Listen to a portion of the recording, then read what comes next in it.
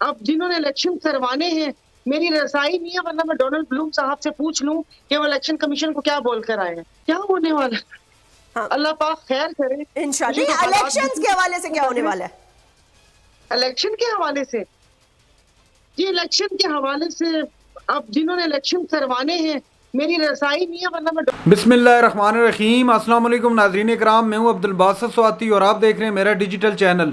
नाज़रीन इकराम, पहले आप ये वीडियो देखिए, फिर इस पर डिटेल में बात करते हैं। डोनाल्ड ब्लूम साहब से पूछ लूं कि वो इलेक्शन कमीशन को क्या बोल कर आए हैं, क्योंकि वो तो ना सदर की सुनते हैं और मेरी पहुंच तो उन तक है नहीं कि मैं पूछ सकूं, ना किसी जमात को पता है। I am sorry. नहीं, ये क्या बात हुई? मतलब ये तो वही बात हुई कि हम मतलब ये कैसा तज्जिया था सायरा साहबा? मतलब है हर की एक गुनाह का वो आप किसी और पर इल्जाम लगा दें। इलेक्शन कमीशन इलेक्शन कराने के लिए बिल्कुल, और पॉलिटिकल पार्टीज सारी पाकिस्तान की मुतहरिक हैं इसमें। डेविड ब्लूम साहब का जिक्र कहां से आ गया? मतलब आपको लगता है कि वो इशारा देंगे तो इलेक्शंस होंगे? क्या पिछले पाकिस्तान के सारे इलेक्शंस इस तरह होते रहे हैं, हर इलेक्शन अपने टाइम पे होता रहे?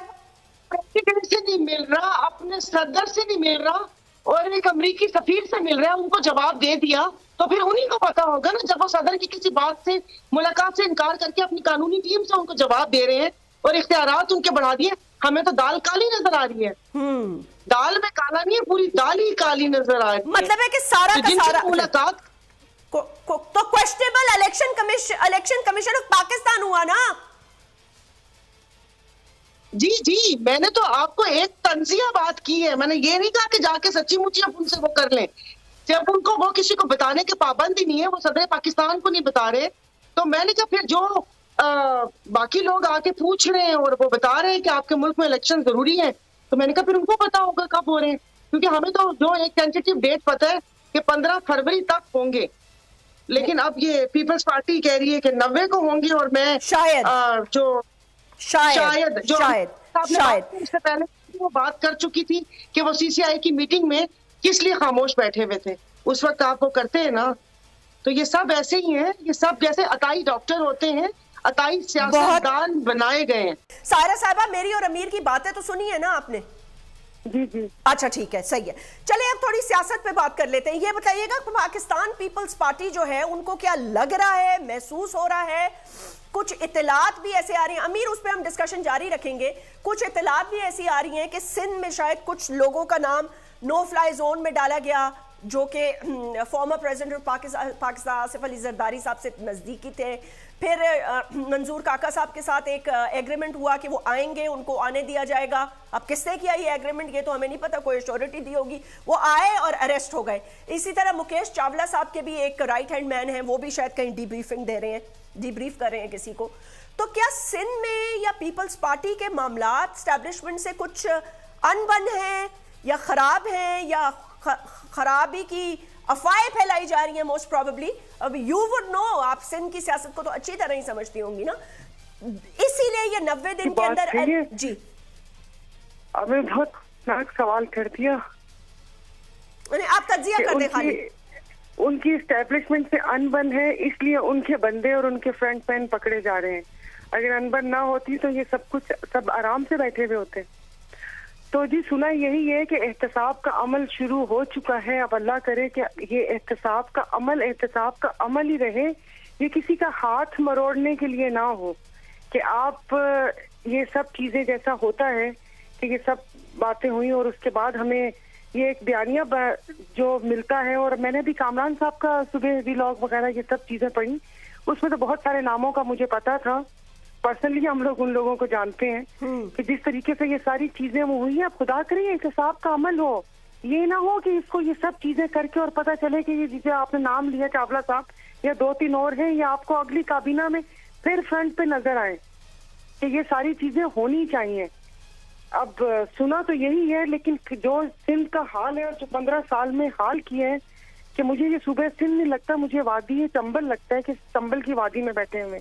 और जिस तरीके से यहाँ पर वो कहते हैं ना कि अंधी लूट मार मची है और अवाम जो 2 वक्त की रोटी के लिए, उससे पहले भी 2018-19 में जिस वक्त ये गंदम का स्कैम आया था कि वो गंदम चूहे खा गए। अब खुदा जाने वो कौन से चूहे थे जो अरबों रुपए की गंदम खा गए। लेकिन एहतसाब होना चाहिए। ये एहतसाब किसी को जेरे बार कि अपनी बात मनवाने के लिए नहीं होना चाहिए। तो फिर ये एहतसाब और उसके बाद सजा और जजा का जो भी अमल है वो हमें होता अच्छा, ये बड़ा दिखता नजर आ रहा है। और एहतसाब से जुड़ा हुआ एक अमल, एक साइकिल जो शुरू होता है वो शायद मुकम्मल नहीं होता और फिर वो दोबारा शुरू होता है। ये सुनने सुनाने पर मबनी है ये बातें, इस पर कुछ खबरें भी लिखी गई हैं, इसमें कितनी सदाकत है या नहीं ये तो जाहिर है पीपल्स पार्टी ज्यादा बेहतर बता सकती है। लेकिन क्या ऐसा हुआ है? तो फिर ये एहतसाब क्या कौन कर रहा है? Caretaker setup? क्या उनके पास ये मैंडेट है कि वो एहतसाब करें? कौन कर रहा है? Caretaker setup? क्या उनके पास ये मैंडेट है कि वो एहतसाब करें? नाज़रीन कराम, आपने वीडियो देखी जिसमें सायरा बानो साहिबा प्रोग्राम में तशरीफ़ फरमा थी और जैस्मीन साहिबा ने सवाल किया कि इलेक्शन आपको कब होते हुए दिखाई दे रहे हैं, जिसका जवाब सायरा बानो साहिबा ने इस अंदाज में दिया कि डोनाल्ड ब्लूम साहब से जाके आप पूछें कि इलेक्शन कब हो रहे हैं, जिस पर काफ़ी नाराज़ दिखाई दी एंकर साहब और काफ़ी गुस्सा भी आया और उन्होंने कहा कि ये कैसा तज्जिया हुआ, ये आप क्या तज्जिया कर रही हैं। दरअसल में उन्होंने ये तंज़िया अल्फाज में कहा था, चूँकि आपको याद होगा प्रेसिडेंट ऑफ पाकिस्तान जनाब आरिफ अलवी साहब ने एक लेटर लिखा इलेक्शन कमीशन ऑफ पाकिस्तान को कि आप आकर मुझसे मुलाकात करें। ये हालिया ही बात है, मैं ज़्यादा पुरानी बात नहीं कर रहा, कि आके मुझसे मुलाकात करें और डिस्कस करना था इलेक्शन डे के हवाले से कि इलेक्शन कब होने हैं, जिस पर चीफ इलेक्शन कमिश्नर साहब ने उस ख़त का जवाब अपनी कानूनी टीम के ज़रिए से दिया और मिलने से साफ इनकार कर दिया। और दूसरी तरफ जो डोनाल्ड ब्लूम साहब हैं उनसे चीफ इलेक्शन कमिश्नर ने मुलाकात की, तो ये उस ज़मन में बात कर रही थी सायरा बानो साहिबा कि आप जाकर डोनाल्ड ब्लूम साहब से पूछें कि कब पाकिस्तान के अंदर इलेक्शन होने हैं, चूँकि सदर मुमलिकत से तो मुलाकात के लिए उनके पास टाइम नहीं है, वो मुलाकात नहीं करना चाहते। लेकिन दूसरी तरफ आप देखें कि वो जाकर जो है अमरीकी सफ़ीर से मुलाकात कर रहे हैं, तो ये उस ज़मन में बात कर रही थी जिस पर काफ़ी गुस्सा भी आया जैस्मीन साहिबा को कि ये कैसी बात कर रही हैं, ये कैसा तज्जिया आप कर रही हैं। इसके अलावा इलेक्शन की अगर बात की जाए तो इलेक्शन लग रहा है कि डिले होंगे, उसकी बहुत सारी वजूहत हैं। सारी पार्टियां तैयार दिखाई दे रही हैं, पाकिस्तान पीपल्स पार्टी बम पाकिस्तान पीपल्स पार्टी, चूँकि पहले तो उन्होंने जो CCI का इजलास हुआ था उसमें आकर वोट तो दिया था, लेकिन बावजूद इसके जब उनको उस वक्त यकीन दहानी करवाई गई थी कि इलेक्शन जो है 90 रोज़ के अंदर होने, लेकिन इलेक्शन का जो अब माहौल या इन्वायरमेंट जो बना हुआ है उससे लग रहा है कि इलेक्शन अब 90 डेज़ के अंदर नहीं हो रहे, तो जिस पर पाकिस्तान पीपल्स पार्टी को भी काफ़ी तहफ़्ज़ात हैं कि हमें उस वक्त यकीन दहानी करवाई गई थी कि इलेक्शन जो है 90 रोज़ के अंदर होंगे, तो अब ये क्या हो रहा है, जिस पर उन्होंने अपने एहतजाज भी रिकॉर्ड करवाए और अब वो आगे देख रहे हैं, इस प्रोसेस को वो देख रहे हैं कि ये किस तरफ जा रहे हैं, तो फिर उसके बाद ही वो अपने लाए अमल का ऐलान करेंगे। नाज़रीन इकराम, ये थी आज की हमारी वीडियो। चैनल पर जो नए चैनल को सब्सक्राइब कर लें। अगली वीडियो तक के लिए अल्लाह हाफिज़।